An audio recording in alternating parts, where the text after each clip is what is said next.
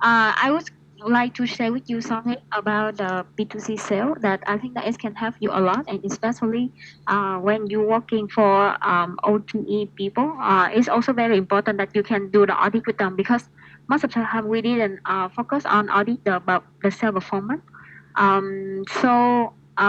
Something that you can look into.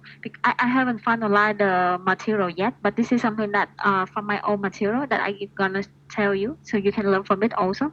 So in this kind of thing, what you can see that for sale audit, you need to have a set of competency and the value that you want to do the audit. Also, you need to deliver the sale based on the scale of the salesman evaluation and have the guide and have the guideline um, to boost the sales capacity.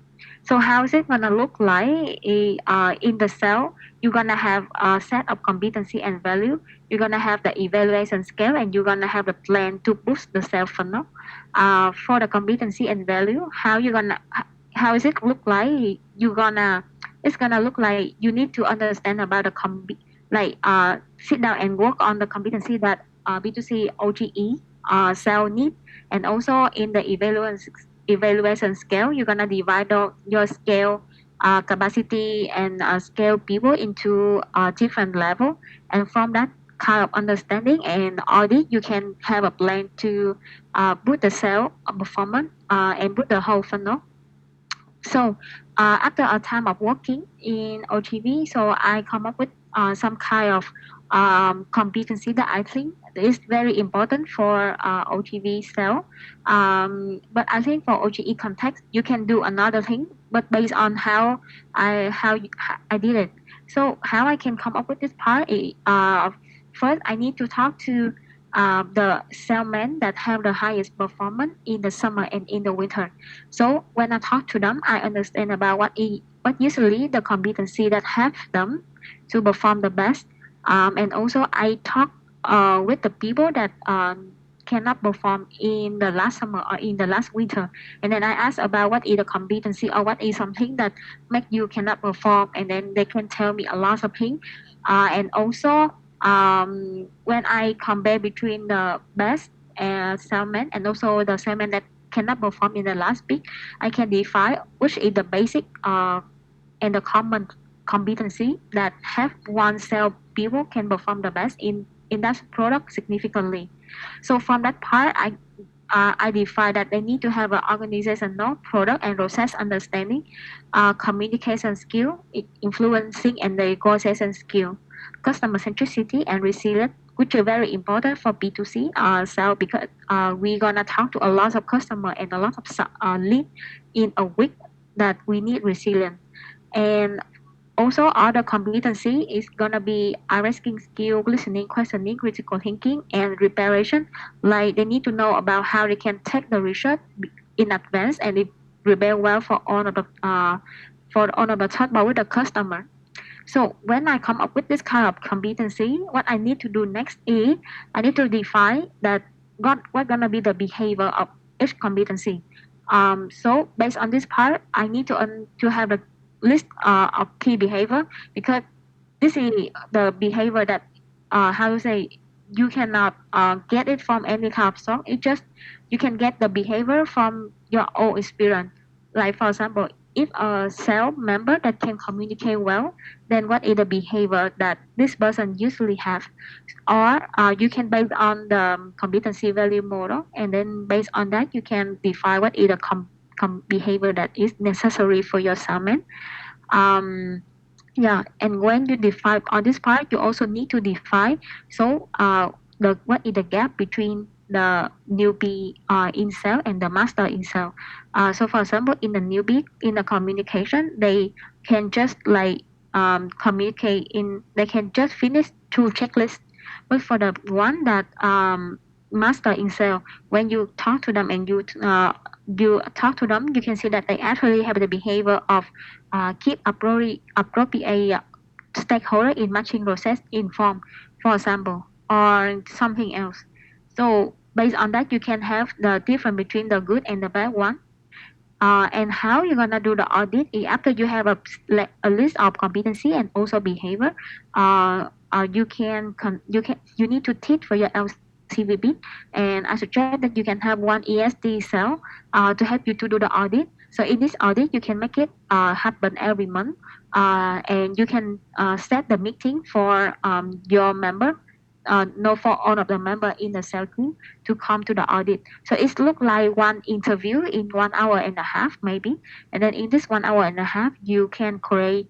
You can ask them with to check the behavior. And in this part, maybe you can ask your ESD to support you on, okay, if this is the behavior, then what could be the question that you can ask them to define this behavior. So for example, they can list down some question that customer may ask the salesman when they want to know about the process of processing one application, for example. And then you can list down 3 to 5 questions, and from that you can conduct an interview.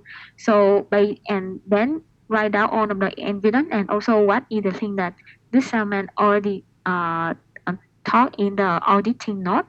And from that, when you already have this part, it's very important for you that you your LCVP in that LC of that LC, and also your EFT cell need to sit down and review one by one of the cell performance of each member, so that you can define, okay, so which level are they.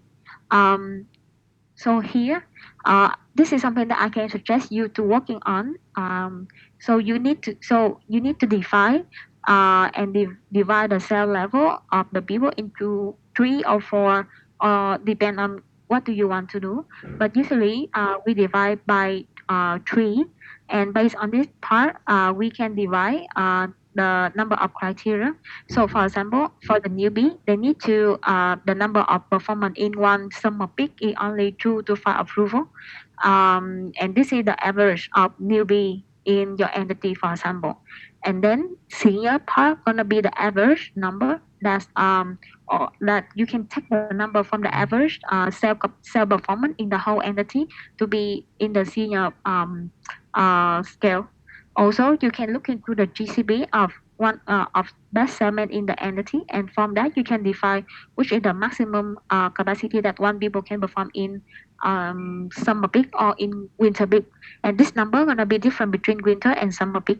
So from that part, it also come up with the number of leads they can handle, the come up with the competency, skill, and knowledge. They is gonna be different. So when you do the audit here, and when you done it, you need to define, okay, so this based on the thing that you audit here, which level are they? So when you know, when you list them in the each level, what you can know is, for example, if you land for 100 approval in the summer, and then the LCVP in that LC, the total salesman, they have like 10 salesmen, for example, but all of them is just newbie, and 10 newbie, each of them maximum is 5 approval. So maximum in that speak, you can only perform 50 approval in that speak, which means you still need 50 approval more to achieve your performance. Then you need to say, okay, if all of your member in sales team right now in newbie, then you can plan for, okay, I want to have 3 master and 7 senior in my team, so that the in total I can achieve 100 performance, because the total of master is 50 or something like, and the total of senior is 10, and then when you combine, it can help you to achieve 100 approval. And then based on that, you can look into, okay, which member you can boost them into master in a short time, and which member you can boost them into senior. And then when you already know that, okay, this is the job that you need to get it done to actually perform and get the result, then from here you can know, okay, from the newbie to senior, what is the gap, and from the newbie to master, what is the gap, or from senior to master, what is the gap in terms of skill, knowledge, and competency. And from that part, you can, and also from the auditing note, you can know exactly that from your plan, how what is the topic that you need to deliver for them in terms of skill, knowledge, and competency, because it's gonna be totally different thing that even someone that they have knowledge, but if they don't have competency, they still cannot perform. So it needs to be balanced in all of the aspect for example. So you can know the gap, and based on that gap, you can design a very clear development plan for significant LC. So from this kind of thing, if you review with your ESD and your LCVB, you can understand their capacity, and your ESD can play the role that they can have to deliver the key um, knowledge or something that all of the entity, all of the LC need. For example, all of the LC is lacking of knowledge in SOB implementation. Then the ESD can be the one who deliver the webinar to deliver about SOB implementation. But then if in that LC significantly they have some competency that LC lacking up, then your ESD need to be the one who guide that LCVB to deliver the topic or deliver the knowledge to have them to deliver to develop one competency. And also what you need to keep in mind is for the performance we can only give them 10% of the knowledge, 20% from the way that we exchange the idea, exchange the knowledge and our learning circle. But then 70% it need to be performed in on the job training, which is after you deliver for them, they need to do it and then you audit again. So that's why the routine of audit is, I recommend for you is have to be happen every month. So at the end of the month, it have to you should have one sale audit in the whole entity, and then you can know that how much is it going right now. Whether this sale capacity is enough for you to convert the people, then at least you can know the so if the problem it comes from marketing problem or if the sale capacity. How much time do you actually put into doing all It's really take time, right? Little, we need to have some other thing and they cannot. Yeah.